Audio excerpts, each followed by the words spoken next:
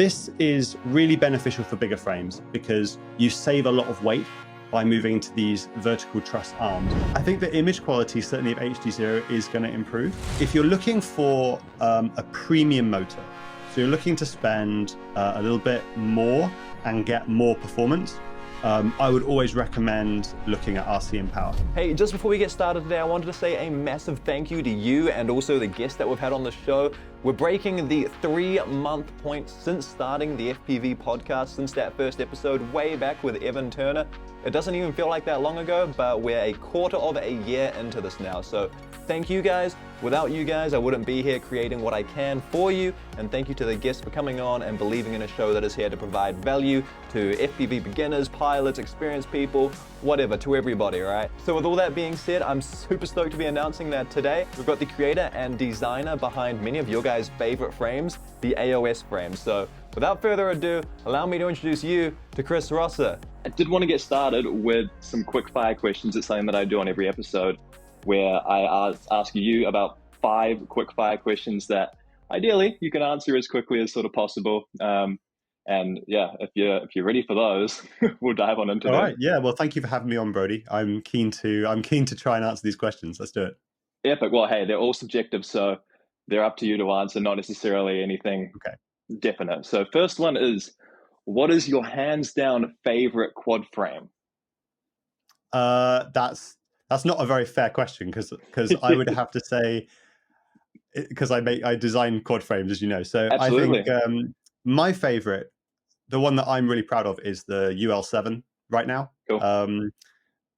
Just because it's so different from like other 7-inch quads and performs a lot better as a result, and it just looks totally crazy. So that would be my favorite. No, you're so right there. I literally had a friend of mine just recently bought it, and I had it in my hands. Man, it is the lightest 7-inch frame I've ever held in my life, and it just, the way that the arms are like, or the bracing and stuff is up and stuff. It's a completely different design. And I've also held the iFlight Chimera, I think, is that the other 7-inch? Yeah. iFlight one. The weight difference between those two is just unreal. Like, so I can 100% vouch with you on that one. You should be proud of that. It's an insanely cool frame. Cool. So next question is, what's the most exciting place for you to fly at? Well, I have a few places near me that I like to fly. I have mainly like parks and trees around where I am. So not a lot of like kind of bandos or kind of concrete houses to fly around. But the place there's a really nice tract of sort of park and forest it's about 5 minutes away from me that I fly at a lot. Nice. And I would say that's my favorite place to fly because I know it so well now. I've flown there for like 3 or 4 years. I know all the lines. I know how it changes with the seasons. So there are lines that I can fly in the winter that I can't fly in the summer. And there are lines in the summer that are really awesome, particularly over bits of water and some of the tree line that are just awesome, and they don't really exist in the winter, or they're so full of ghost branches that it's almost scary to fly there in the winter. So I don't know. I guess I'm one of those people who really likes to fly the same place kind of over and over again and like learn everything about it and then see how it changes through the seasons and as the trees kind of grow and as some get cut down and new ones planted. It's kind of cool to see how it all evolves. Yeah, heck yeah. Your entire track is just an ever-changing place that you got trees going up, trees going down. I love that. That's great. I think it's the same for a lot of people having the same place, or at least the same couple of places. So you go there, you know the lines that you want to hit, the dives that you want to hit, and you're like, all right, today I'm going to attempt this. And then sometimes you get the quad stuck in the top of the trees, and that's fun, but all right. Number 3 is, what rates are you running? Normally I fly the Beta Flight standard rates if I'm just flying freestyle. And if I'm doing more cruisy kind of cinematic stuff, I knock it down to maybe like max rate of 400 degrees a second, something like that. Gotcha. But mainly I like to try and stick to just the same rate profile on all my quads so that I can kind of learn it and get the muscle memory. And yeah, I found the Betaflight kind of default rates were really good for me for freestyle. Awesome. That's great to hear. That's awesome, because it means for a lot of people who are, you know, coming into the hobby and stuff, they can just go with Betaflight and be like, yeah, cool, this works, and Yeah, it works for Chris, so it's going to work for me as well. Like, I don't have to do I some. love actual rates as well. Like I've definitely preferred the default actual rates to the kind of Betaflight default rates. They're very slightly different, and I Okay. think I prefer them. They're also a lot easier to tune as well. So Yeah, that's yeah, nice. understandable. Okay, number 4 is an interesting one, especially because you design the frames yourself. Are you a fan of bind and fly quads? Am I a fan of them? So I DIY all my quads. Yeah. And I spend a lot of time these days building kind of prototypes rather than kind of final quads. Mm, I think that bind and flies are sort of they're good to get into the hobby. I started with a bind and fly. I think that as people spend more time in the hobby, if they want to invest more time, they might go the DIY route, and so they can get spares and they can easily repair things when it breaks. I think it also depends on your flying style. If you're someone who doesn't crash very much, then you might find that, you know, you can just get a bind and fly that for, you know, a year or whatever, and you don't have any issues. Or you might get a couple and then you can kind of swap parts between them. So I don't think there's anything wrong with bind and flies. I do think they help get people kind of into the hobby more easily. yeah. Um, but I think, yeah, for me myself, I do DIY all my builds nowadays. Yeah. Yeah, completely understandable. And you actually touched on it in a little bit there, but the last question is, when did you start flying FPV? Oh, when did I start flying FPV? It's got to be about 4 or 5 years ago now, when I started. And yeah, I just got into the hobby because I love tinkering with all the components, and I did some sort of small robotics type projects.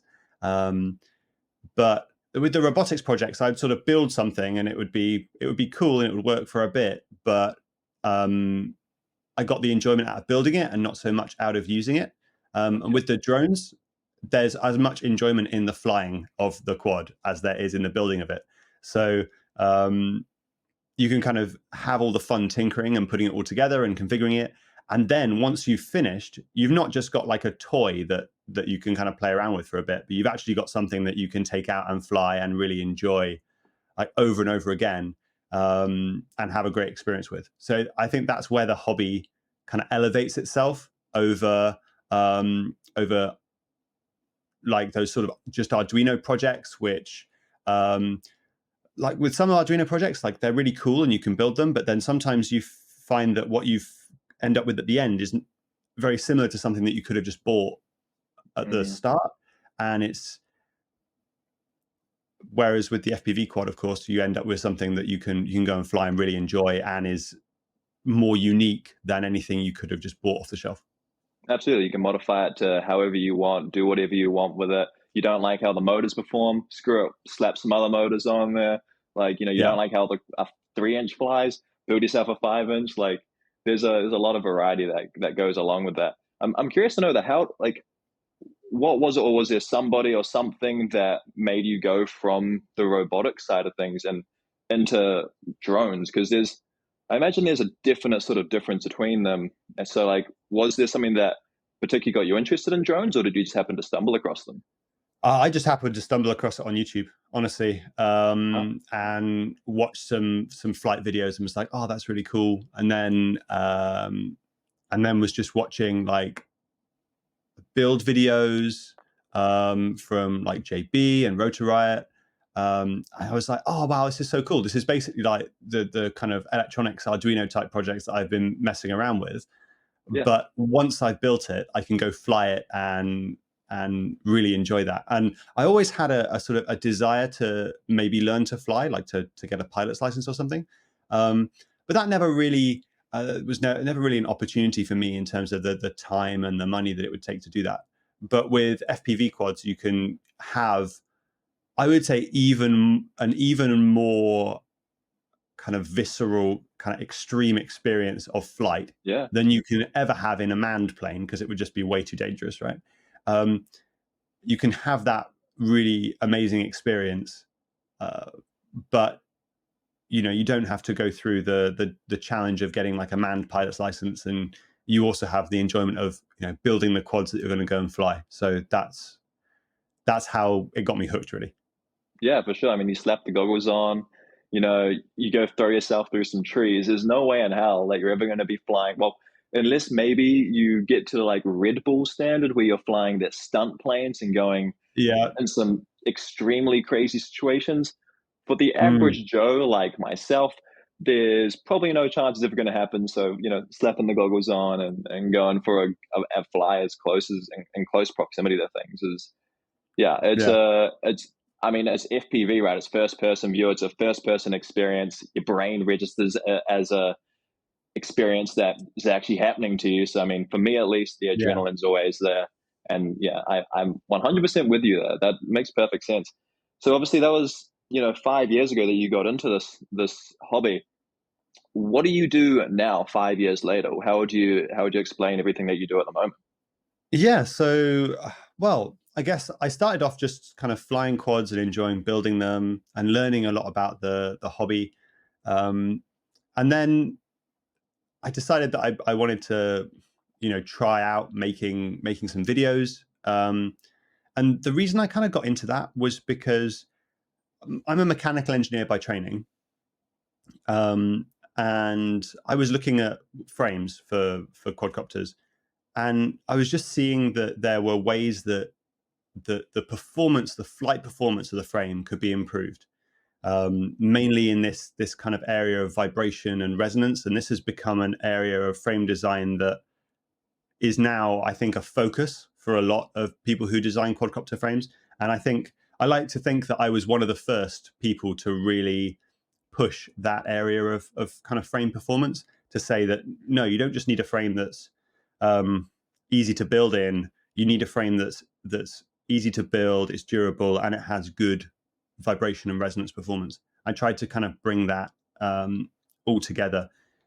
And so that's how I got into doing the analyses of kind of other quadcopter frames, and sort of saying, oh, well, here are the resonant modes. Here's how it's vibrating. Look, we can also see it in the black box log. So this stuff is physical, and it is transferring from, what we're seeing in the simulation to what we're seeing in flight.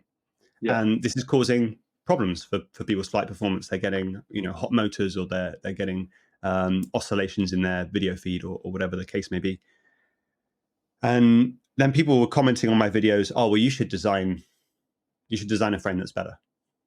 And so really just from that suggestion, I designed a frame that had better vibration and resonance performance than the frames that you could buy at the time. This was the AOS 5 V1, like the very first one. And I was speaking with a guy in Canada called Nick, who runs a company called CNC Madness, who was cutting the prototypes for my frames. And he was like, oh, I want to set up a web shop and start selling off-the-shelf frames, or frames that he's cutting to order, but from a design that's sort of fixed and off the shelf. Yeah. And so we kind of worked together to get that web shop kind of up and running and started. And just been listening to people's requests of what frames they want, and then designing new frames and launching them. And then I guess about maybe a year ago now, started working with iFlight to actually put some of my frames into kind of mass production, Cool. and send them out to retailers. So a bit of a roundabout story of how I got from starting in FPV to now. And that's sort of just on the frame side of things. Part of what making the YouTube videos and having the sort of the support of the community has also allowed me to do is do a lot more testing of FPV components. And I think that's something that I really enjoy and want to do more of as well. So take your pick from any of those threads. Yeah, for sure. I mean, we can expand a little bit on your sort of testing side of things. We mentioned this before this podcast, that at the moment you're doing motor testing and prop testing on your channel, and obviously you're doing that, pretty in depth for yourself too. And you're wanting to go into battery testing as a new avenue or something else to explore. So do you want to go through what exactly you're keen on doing with the battery testing side of things? Yeah, absolutely. So as you said, I started off doing motor testing and prop testing. I've got a thrust test stand, which allows me to kind of do these very scientific controlled comparisons between different motors and props. And when I started off doing the motor and prop testing, I sort of expected that there wouldn't be much, if any, difference between different motors of the same size made by good manufacturers. And the same true of props. But when I actually came to test them, I realized that there are much bigger differences than I expected between these components, on the order of 10, 20% in some cases. Wow. And it really makes a difference that people are going to feel when they're flying, and there is going to be kind of a measurable difference in performance there. And so that sort of got me thinking, well, we need more independent, fair scientific testing of components. And one of the things that people have always been asking me about is battery testing. I think there's a real understanding in the hobby that FPV batteries are kind of subject to the same marketing hype and kind of poor specifications and things like that we had in motors and props kind of before I started doing my testing. And I think I've made some headway to address that with my motor testing. You can go and look on my website and see the performance of all the motors on all the different parameters now, and you don't have to believe what the marketing says. And I want to do the same for batteries, because manufacturers have just been slapping enormous C ratings on their packs, 100C, I've seen 200C, 220C, and trying to market that as a measure of performance. They've been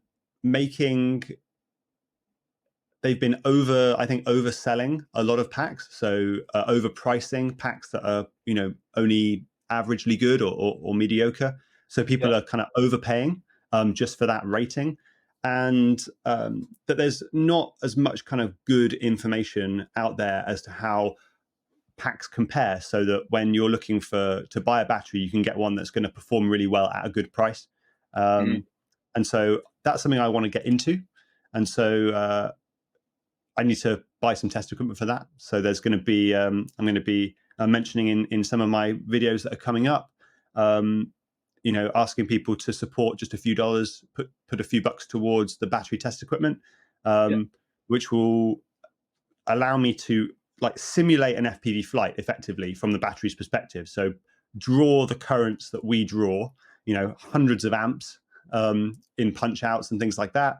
Have equipment that can do that, can simulate a flight, so we can go and fly a quad with Betaflight, record how much current we're drawing from the pack across the whole flight, and then actually reproduce that using the battery test machine and do that same flight over and over again on loads of different batteries. And then hopefully I'll be able to tell you guys which batteries are performing really well, which are great value, and which ones are kind of overpriced and are ones to maybe steer clear of.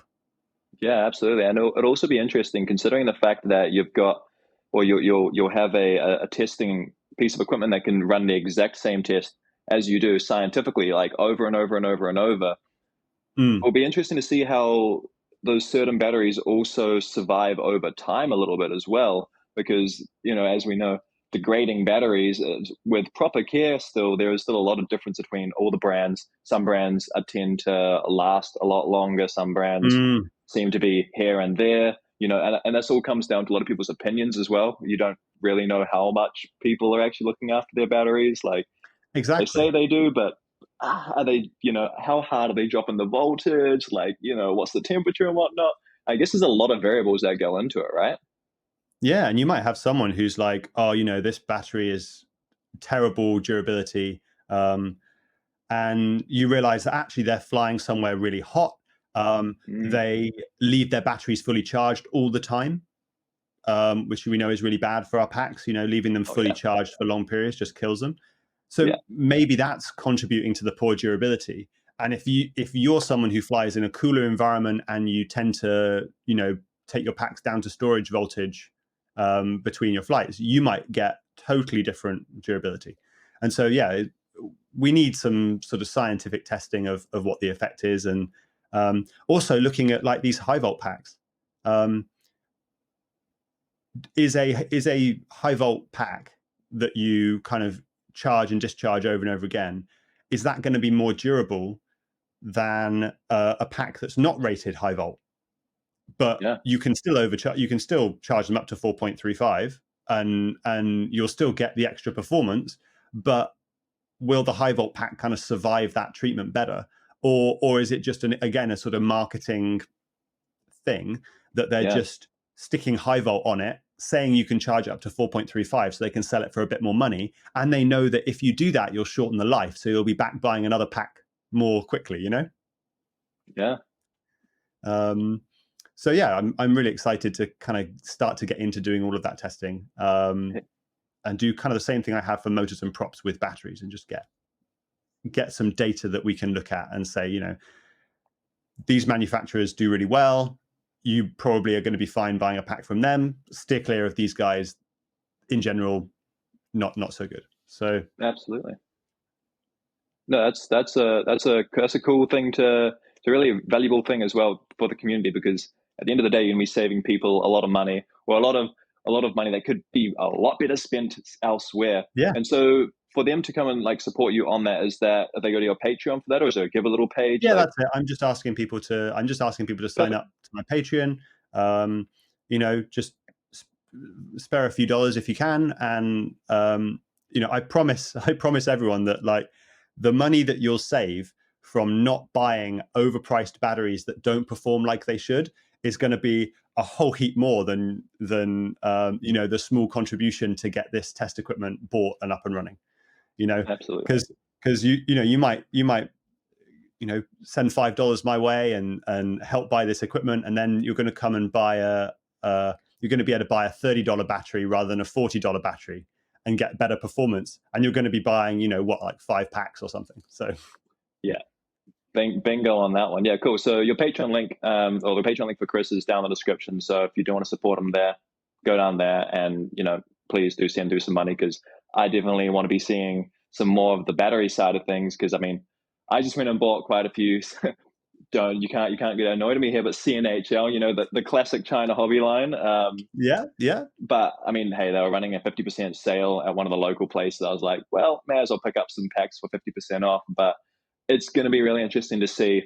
I've never bought an expensive battery, mainly because I'm just like not too worried about the weight and the exact performance. I'm not at that stage of being quote unquote good enough to sort of recognize too much difference. But for future batteries, I'm definitely very interested. And I'm also kind of interested to know, from your motor testing and your prop testing, have you come out with any like definite sort of props and motors that you or brands that you specifically recommend now? Yeah, so I would say I kind of maintain a list of recommended products based on my testing on my website, aosrc.com. Cool. So people can go there to see the latest kind of recommendations that are, as I said, it's all based on the testing. Yeah. If I had to give you kind of broad strokes, I would say if you're looking for a premium motor, so you're looking to spend a little bit more and get more performance, I would always recommend looking at RC Empower.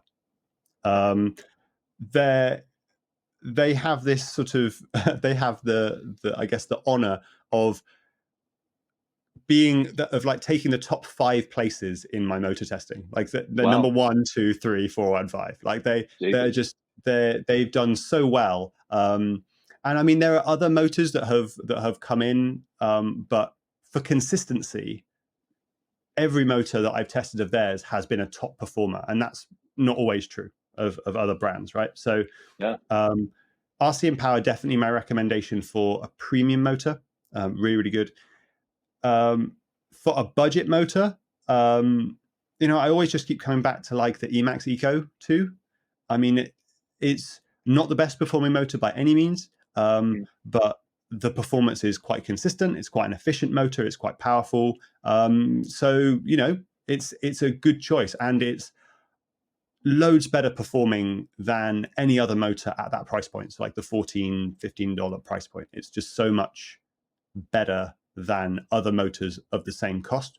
But if you can go up a little bit more to maybe sort of $20, then the Zing 2 from iFlight is always a good choice as well. Cool. Yeah, absolutely. Those are all. I mean, it's funny. I haven't actually. I don't know if it's because I haven't necessarily got any around New Zealand, but I mean, there might be. I could be completely wrong there, but I haven't actually heard of that first brand that you mentioned that got the top 5. RC Power. Top 5. Yeah. RC Power. No one's heard of these guys. Wow. No one has heard of these guys, and they have just been sitting there churning out absolutely crazy good motors for such a long time, and they perform so well, and yet no one's heard of them. But I tell you who has heard of them, because top racers, like really competitive racers, a lot of them fly RC Power. Like Minchin Kim flies RC Power. Okay. So I think when you're at that level with racing, where you're looking at you're looking at tenths of a second on a lap and things like that,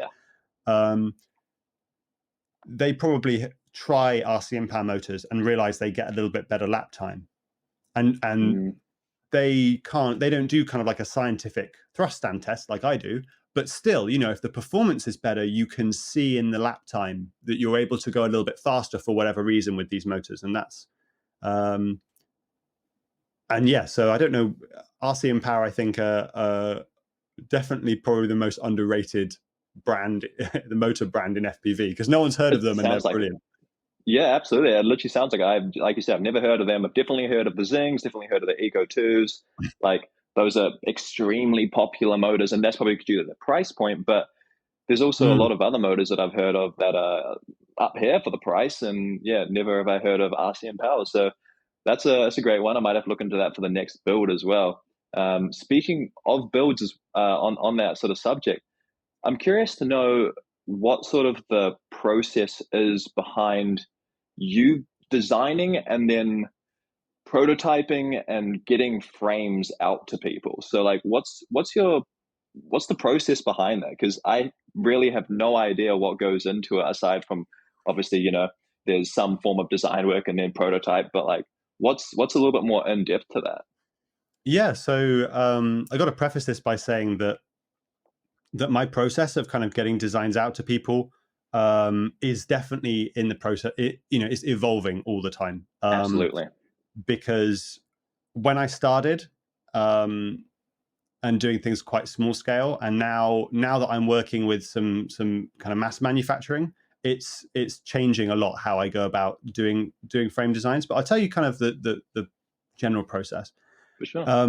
Normally it's suggestion based. So a lot of people will email me with requests and sort of suggestions for frame designs. The ones that are most popular and kind of most suggested, I tend to pick up. Cool. I'll do usually 2 or 3 rounds of prototypes, where I'll get Nick in Canada to cut me, a few prototypes of the frame. I'll get them back. I'll build them up. I'll fly them. My design process is very simulation based. So I will design the frame in a CAD program. I will simulate it in an FEA solver. And from that, I can see the resonance performance of the design. Wow. And then when I get the prototypes and I do the flight testing is very much about verifying that the thing that I have built matches the simulation. And provided that I can see that it's matching really well, that gives me confidence that the design is kind of performing as it should. And, over time, I've been able to get the kind of accuracy of the simulations to it's certainly within 5%. And most of the time it's within 3% in terms of the kind of frequency and amplitudes that I'm seeing. And that's kind of what gives me confidence that the design is going to be good enough. And then I'll sort of I'll release it for manufacture with Nick in CNC Drones in Canada, and give people the opportunity to kind of check out the design if they want to, and then every few months I will come back to a design. I'll look through all the feedback I've got, and I make minor tweaks where I think it's needed. So I think this is maybe different from how other frame manufacturers work in FPV, when they sort of come out with a design and then that's the design. It never changes. Absolutely. Yeah. If people are like, oh, I tried to fit this particular ESC in the frame and it was, it's like a big race ESC and it just was a bit tight, and they'll send me some pictures and I'll be like, oh, it was a bit tight. I'll come back to that. I'll look at it. I'll be like, oh, well, can I move the stack mounting holes very slightly just to provide a little bit more space for that? If people are saying, there's a particular point where a frame is breaking, like on an arm or something, there's like just a particular break point, I'll go and I'll thicken up that area a little bit. So making these kind of minor modifications just to try and kind of continually improve the design. And I think that's where I like to think that I can add some value and make the frames better than like what you'd get from a sort of mass manufactured frame in China, because once they've fixed their design, they never change it. And so anything that's wrong with the first version just is never fixed. And yeah, I'm always kind of making small tweaks and mods to the designs just to try and make them a little bit better.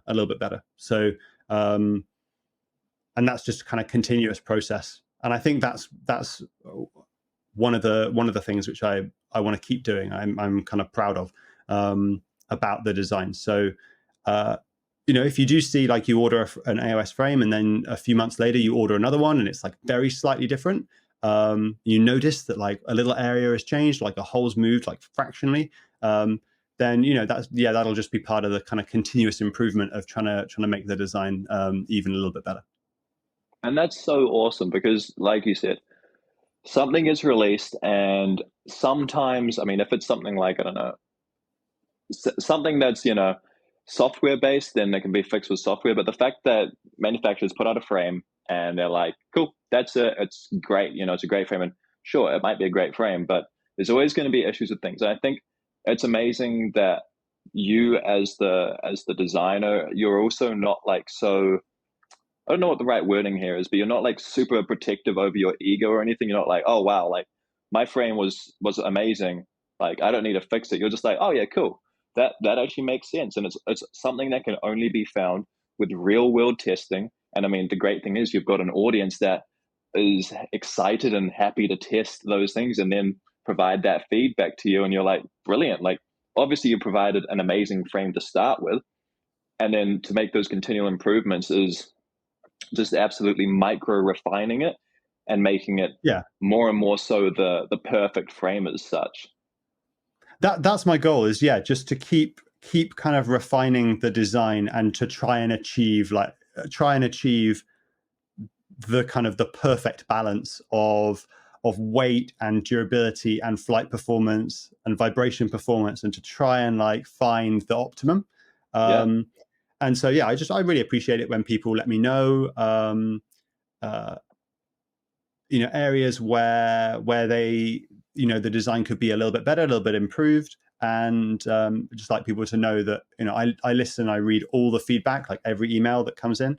I read it and I do make these kind of minor updates, and I always make sure they're not breaking changes. So like all the parts will remain, like when I do these minor updates, the parts always remain compatible. So unless we're going between like versions of the frame, when there'll be some clear things that are not compatible, but like the minor refinement thing that happens all the time, the parts will stay compatible. You can interchange them with no problem. So no one ever needs to worry about that. It's just like tiny tweaks to try and just make it a little bit lighter in one area or a little bit more durable or anything like that.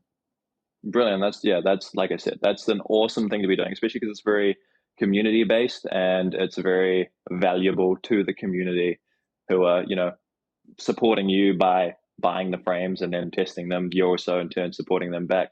And I did want to touch on the 7-inch frame as well. The that you've fairly recently redone with the, is it the, I don't want to get the wording wrong, but is it Evo, the like, Evolution, the Evo series that you've released the on them all? Evo version. Yeah, for sure. So I'm keen to hear, you mentioned it first, it's your, you know, it's the frame that you're most proud of, that's your favorite right now. Do you want to run me through a little bit of why that is, and some of the design choices that you've made? I think I got one. Yeah, I've got one here. Heck yeah, that's what we like to hear. I've got one. So yeah, if people aren't kind of familiar, this is the UL7 that Brody's talking about. I'll get this in the shot. But it's got this like very unique arm design to it, which is something that I've been kind of playing around with for a while. And I actually used it first on a cine lifter that I designed, the AOS Cine 80, which I've also got back here. So this is the Cine 80. And awesome.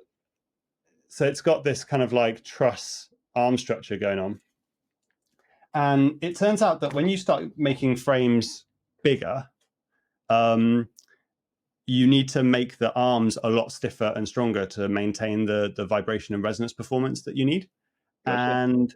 And that turns out to be just to make them really heavy. Just the whole frame gets a lot heavier. You make the carbon in the arm really thick. You make the arm really, really big. It gets very heavy. You can do a lot better if you move to this vertical arm structure, where the plate for the arm is now vertical rather than horizontal. So normally we'd put it horizontally in like a normal frame, in a small frame, but making it vertical, you make it a lot stiffer. And then to avoid the kind of flexibility now being in the wrong direction, you have this truss design where you have two struts that kind of brace against each other. So you end up with a super stiff arm in all directions. And then you have to do this kind of interesting motor mount thing where you have two plates that kind of sandwich together to hold the motor. And this is really beneficial for bigger frames because you save a lot of weight by moving to these vertical truss arms. And that just hugely improves flight performance and flight time, particularly for long range quads as well. So yeah, that's kind of the I guess the core behind that design.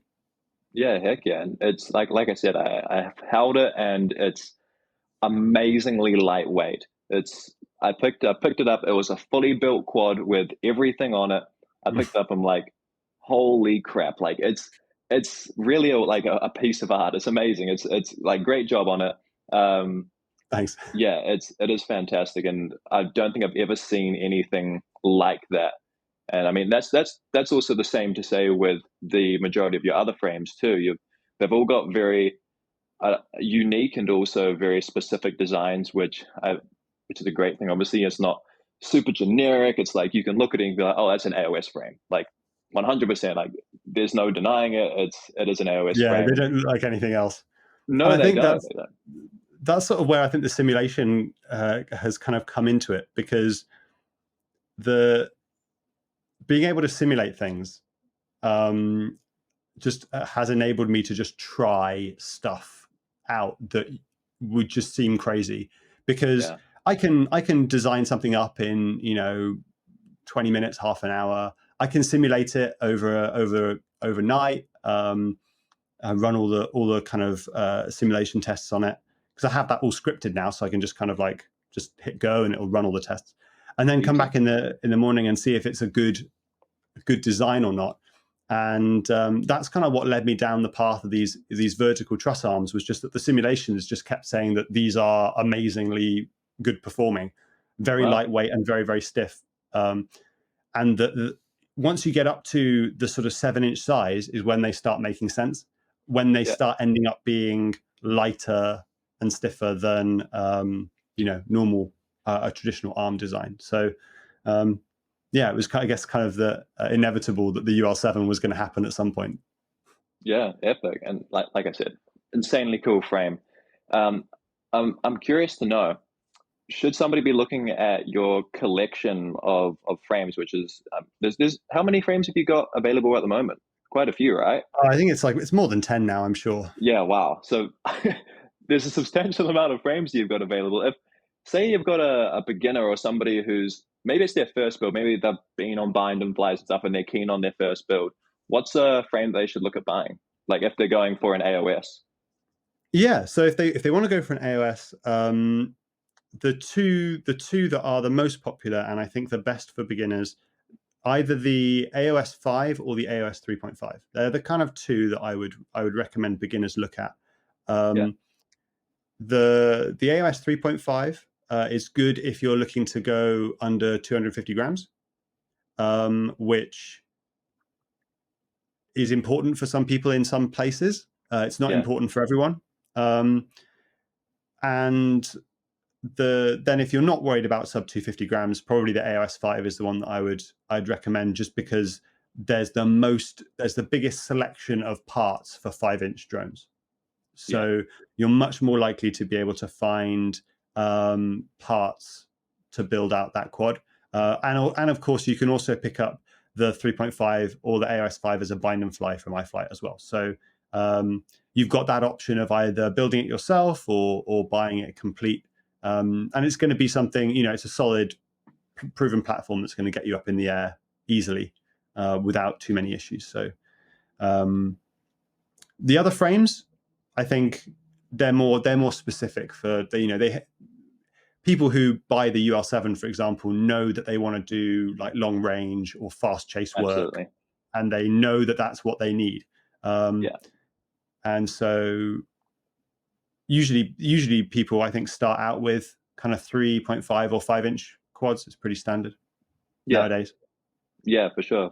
What did you start out with 5 years ago? I started out with what was it? It was a 5-inch quad. It was like a 5-inch racing quad, analog. Okay. Yeah. 5-inch race quad. Just from Banggood, I think. It was just like a very, very cheap bind and fly. And it lasted like, I would say 2-3 weeks.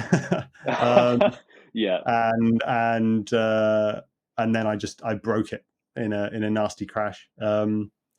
And because it was a bind and fly, I couldn't get any spares or anything like that. And so that's when I moved to starting to sort of DIY my own quads. Because I'd buy a couple of frames. And that's kind of what I recommend to people now, is that if you're going to DIY a quad, buy maybe 2 frame kits, and then you're always going to have spares. Like you'll know that you'll be able to just like swap arms or anything that might get damaged. And eventually, like the ends of arms will wear out, even if they're not protected. So little things like that. No, it makes perfect sense. Definitely buy 2 kits. I mean, I haven't even thought of that myself. I've always bought more arms specifically, but not necessarily other parts. And hey, it's when you start going a lot faster and you start hitting things a lot harder, I'm imagining things break a lot quicker. So it makes sense to have everything there. I mean, spare arms definitely are going to be the main thing. All of the frames that I design, the arms are always identical. So all 4 arms are the same. So you only need, whichever arm you break, it's going to be the same design, so that you only need 1 spare, right, to fix any of the arms. And that's one of the things that has bothered me about some of the like dead cat frame designs, where they have different arms for front and rear, or different arms for left and right, where it's like, but now if you break an arm, it might not be the one you've got a spare for. That's so true. Or you need to have twice as many spares. So I can imagine you buy one set, like a set of 4 for a dead cat frame, and you break the front right, and then you break the front right again, and you're like, oh great, now I've got to buy an entire set of 4 again, and great, now I've got spares for both the backs again, and whatever. I imagine that gets really messy really quickly. I thankfully haven't broken anything. I've got one dead cat frame, and it's the iFlight Nazgul. Haven't broken anything on that yet.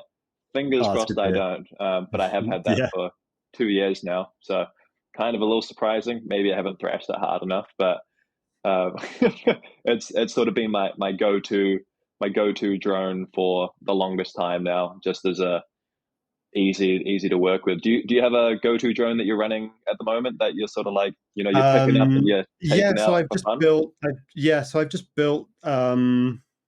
built two more just AOS 5s for just when I want to go out and fly and have fun and don't want to fly a prototype. Yeah, absolutely. I can Um, understand that. so that's my go-to. It really suits my style of flying. Very lightweight, and I tune my drones really to the limit. So the vibration performance is really good for me. Yeah. I really like to push them. Just push the tune as hard as I possibly can, because I really like that feeling of the drone being very tightly tuned. So that's what I'm kind of going to be my go-to for certainly this year. Yeah. And I'm like you. I mean, I don't break much on any of my quads anymore. Maybe I don't fly hard enough in sort of risky enough environments maybe to break stuff. But maybe we just appreciate our wallets a little bit more now. I think that's certainly the case. Yeah. It's hitting things hard is an expensive pastime for certain. Oh yeah. It's 100% is. Yeah, I've got a racing quad that I'm consistently having issues with. I mean, it's probably on my end. I'm still very new to the building side of things, and I'm still trying to get my head around that. But man, there's constant issues of like, bought a couple of different cameras. It looks like I'm gonna have to buy a new VTX for a third VTX for it. It's like, it's just, and I don't even know the actual issues. So always fun times with that. But yeah, understandable. I'm curious to know, what are you running camera wise for your quads? Are you on 03 or? I am split between the old DJI system, the Vista, and 03, but I'm flying them all with goggles 2 right now. Yeah. That's for the bigger quads. For the smaller stuff, it's Walks Now Avatar. Yeah. That I fly on the little tiny quads, and then on my race quads I have HD0. So, and I would say, like, being someone who kind of flies all 3 systems, I would say that if you're only ever going to fly bigger quads, then probably the DJI system is going to give you the best overall performance in terms of picture quality and range and penetration, and all of that. It's the most expensive, particularly with 03. Like, it's 03 is really expensive. Like, you could buy a whole quad pretty much for the cost of the 03. You're not wrong, VTX. So I would say, that's the best performance, but I don't think it's the best value. I think the best value is probably the Walks Now Avatar system. Okay. Because you can fly it on tiny micros, like even down to 1S. You can fly it up to like bigger quads. The image quality is really good. Like, it's not as good as 03. It's pretty similar to the original DJI system. And the pricing is better than 03. So that would be kind of if I could only pick one system, I think it would have to be that one. Also, it has like this thing I tested recently with the latency. Like, Avatar has a fixed, like, it's basically fixed latency. Okay, right. The DJI system, the latency is constantly varying. Yeah, all absolutely. the time varying. But the Avatar system, provided that the signal strength is reasonably good, like, it just sits at kind of one latency value. So obviously just a different protocol. They obviously have got some buffer in there. So like you could even consider using it for racing, I think. Wow. It's not going to be quite as good as the HD0 system, but obviously if you just had one system that you could only fly, there was only one FPV system. Then that would be it. And yeah, I think that's the one thing, is I don't fly analog much anymore. So I'm not the kind of best person to talk about analog because I haven't flown it for quite a long time, mainly flying digital. What are you flying at the moment? So I've got the Avata, which is obviously 03. And then I run the Cadix Air unit and the Nazgul. And also got, so those are both on the goggles too. And then I've got the goggles V2, and they're set up with analog, and that's what I'm running on the racing quad. Okay, cool. So yeah, and the only reason I really went with analog is because I already had the V2 goggles. So I was just like, well, I might as well buy a new module and just slap that on them instead of buying a new set of goggles for the HD0. Otherwise, HD0 would have been the way that I would have gone. And it probably is still the way that I'm going to go at some point in the future. One of my friends has recently got it. I mean, I'm probably going to look through it and be like, contemplating, how much more money I want to spend. Maybe I should buy HD0. So we'll see about that. But it'll be interesting to have a look at it. And I've seen it in action for racing. It's kind of funny. I've joked about it a little bit with some people. It's kind of like a cheat code. Like, you put HD0 for racing. It's like a cheat code. Where you see the gates clear as day. It's fantastic. So yeah, and you have less latency than the people flying analog next to you. It's not fair, really, is it? It's really not. It's like the best of all worlds, and it's like HD. It's mind blowing. So, hey, it'll be interesting to see where that avenue goes, and hopefully it gets sort of pushed a little further. And man, if we can get, I don't know, like probably pushing it, but like imagine something like 03 quality in an HD0 sort of system.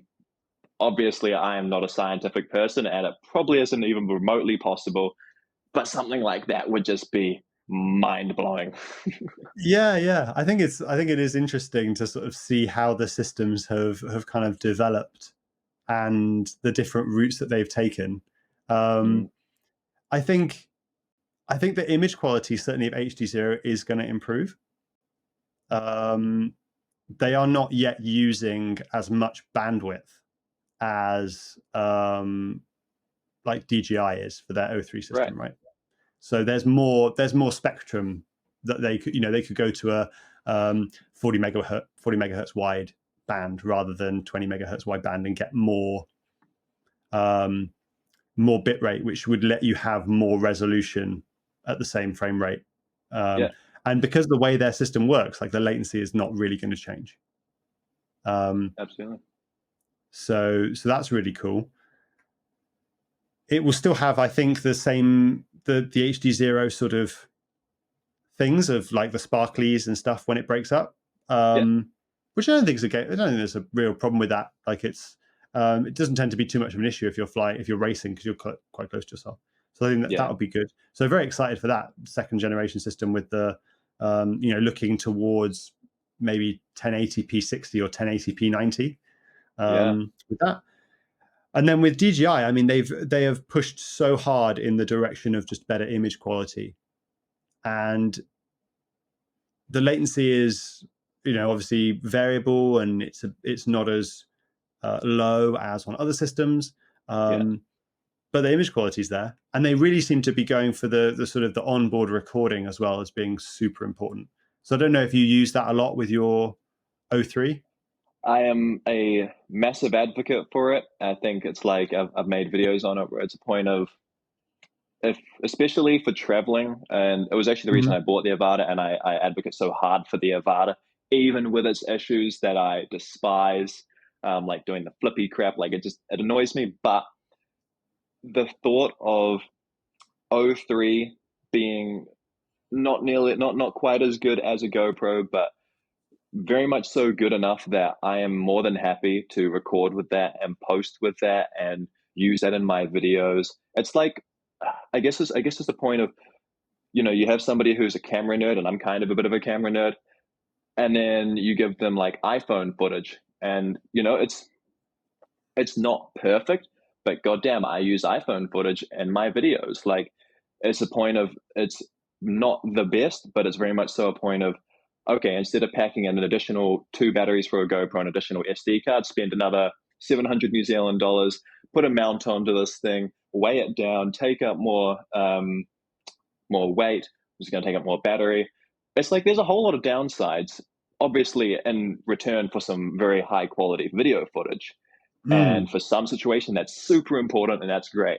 For the majority of situations when I'm flying, I just want footage that's good enough, right? And that I can fly and be happy to post and proud to post places. And so, yeah, for me, I'm a massive advocate for it. And I really look forward to, I don't know what they're going to call it, but O4. If there's some form of like, well, obviously there will be, and whatever that next generation is from a videography background, man, that is what gets me the most hyped.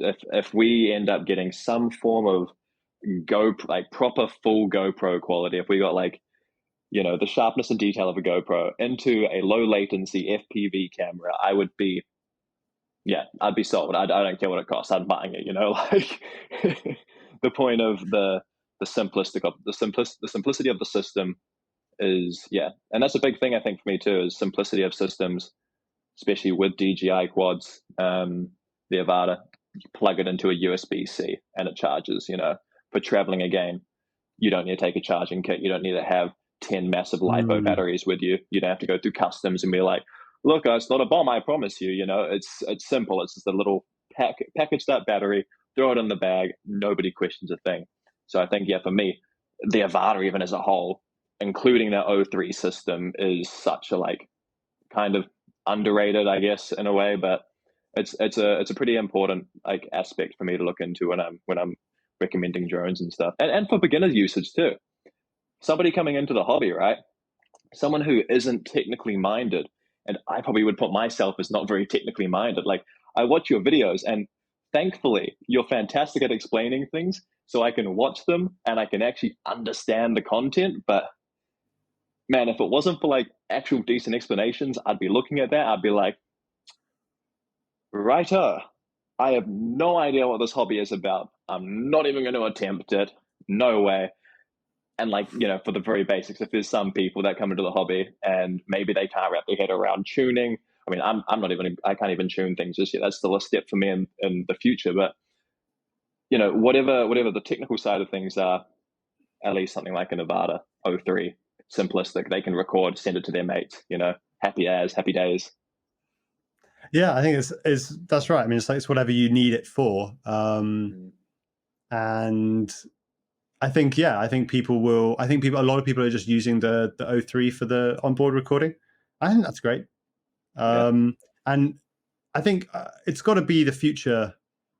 It's got to be the future that you know, we're looking for lighter weight recording solutions so that we can have longer flight times and more performance. And O3 definitely sort of saves a lot of weight over a GoPro. It's as you're right. It's then becoming the sort of the extra little bit. Yeah. And you'll still see like the people who are really trying to make the most amazing looking videos will be running GoPros with ND filters, and they'll be doing lots of, you know, editing in post and stuff. And so there's always going to be there's always going to be that top end of the situation where you want that extra little bit of quality. But for people who just want to, you know, take some flight footage and post it on Instagram, and then like, why wouldn't you just use the O3 system? Exactly. I mean, hey, there's always the point of there's going to be cine lifters around too for those extremely high end. Those are never going anywhere, right? Like, nothing's going to replace some massive red Komodo Dragon, you know, on top of like, well, not Komodo Dragon, but what is it? The red Komodo, like the 6K, yeah. Like some massive camera on a drone. It's not going to be replaced by a little 04, whatever's coming out next. You know, no chance. But for the sake of the I don't know, the more simplistic people like myself in the hobby, right? I'm all for these weight saving. And I mean, I remember when the little Insta360 Go 2 came out, you know, now I think it's the Peanut or something, or maybe that's a different brand, I'm not sure. But, you know, that little tiny camera that came out, that was the first little action camera that I got for FPV, because I could put it on, I have a Tiny Hawk 2 Freestyle, like tiny little quad. I couldn't put a GoPro on that. I mean, yeah, obviously the footage was very subpar. So it's amazing to see even 2 years ago when that camera came out, what we have with O3 now being virtually the same size as that. significantly better video quality, in my opinion. Like, what more could we be asking for, right? Yeah, just I think for it to be a little bit cheaper. That's about the only thing that you could want, Okay. right? Yeah, no, you're so right. That's probably why I don't have an actual O3 system over my air unit. I've still got the original Cadex.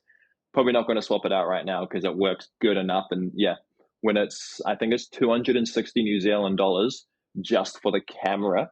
That's if you break your camera. So if you crash and you smack your camera, 260 New Zealand dollars, versus the 450 New Zealand dollars to buy the O3 unit brand new. So yeah, it's a fair chunk of change. Yeah, Yeah, it's pricey. And I think it's going to be for people who really want that onboard recording quality.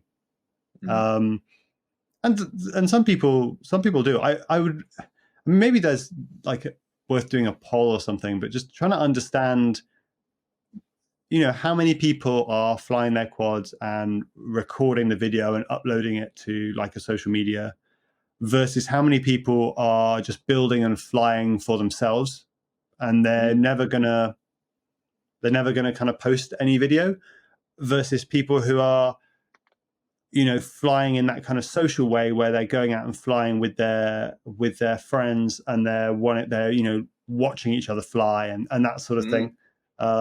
It's kind of these different ways I think that people enjoy FPV, and it's hard to know like what the balance of that is.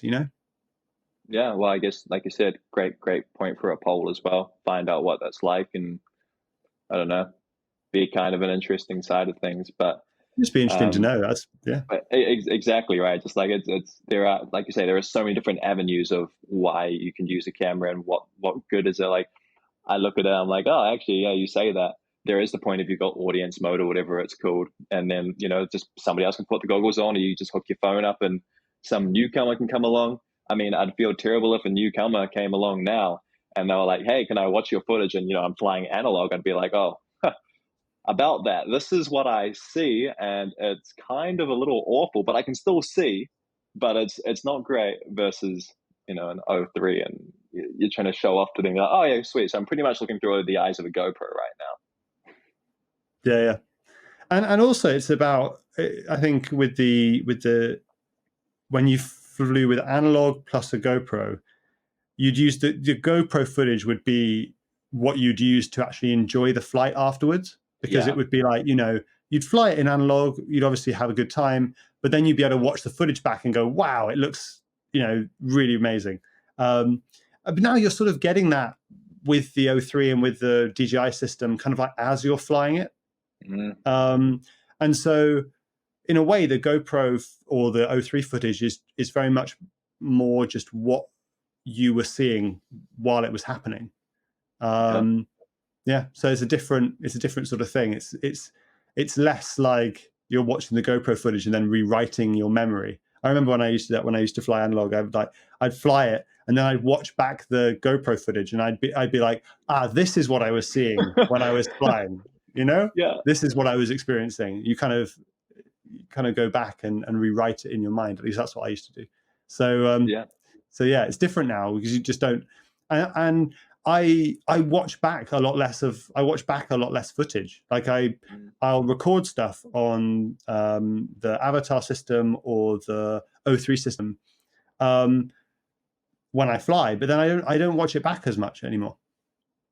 I guess you're fully immersed in that experience, and more so than ever now with the better goggles, the better resolution, and the better comfortability, along with the better footage. You kind of don't need to, because you get that real big kick out of it immediately, and you're getting that adrenaline rush. You're having that much fun in the moment, and it's almost like a point of it's almost turned, like those tables almost turning. It's almost not as cool to like look back at the footage because you're now not in control of that drone. You've already seen there's not like that kick of like, oh wow, look how amazing it looks when I did that line, or I flew through those trees. Yeah. When I was flying it, I was like, I can't see any of the branches. I hope I'm not going to hit anything. And now and then you look at the GoPro, like, wow, it looks amazing. That I was threading the needle through that. And then, but with the with the digital systems where you're kind of getting that feeling while you're doing it. Yeah, I don't get so much of a kick out of watching the footage after the fact anymore. So, but I guess you do get the kick out of it. You get that original, you know, that original GoPro kick whilst you're flying. So it makes like the experience of flying 20 times better immediately in the moment, right? Yeah, exactly. You get it all up front, and then there's not, you know, if you have the footage, I mean, I wouldn't. Sometimes it's worth sharing. Sometimes yeah. it's just not, and it's just kind of okay to have there. But I mean, the fact that we have, you know, 03 quality footage at our fingertips, if we do want to use it, instead of having to go out and specifically record with a GoPro, is kind of another great luxury that we're probably feeling a little spoiled with by now. You know, I think it's like anything, you just get used to it immediately, right? I'm just going to hit that record button, and then that's, you know, or I set it to auto record, and it's like, and I do that with all the systems actually. I do that with the Avatar system as well. Like I just have it set to auto record, take off, fly, and the Avatar, so I guess I like when I look back at the Avatar footage versus the 03 footage, I mean, I know the 03 footage is better, but I kind of don't watch either of them back, to be honest. I would much rather just go and fly another pack, you know? Yeah, absolutely. Well, hey, thank you so much for coming on today, Chris. Really do appreciate your time. It's been an absolute pleasure. Where can the viewers go and find both yourself, but also your products as well? Yeah, so you can find me on YouTube. You just search Chris Rosser, and you'll find me pretty quickly. Just look for my face on all the thumbnails.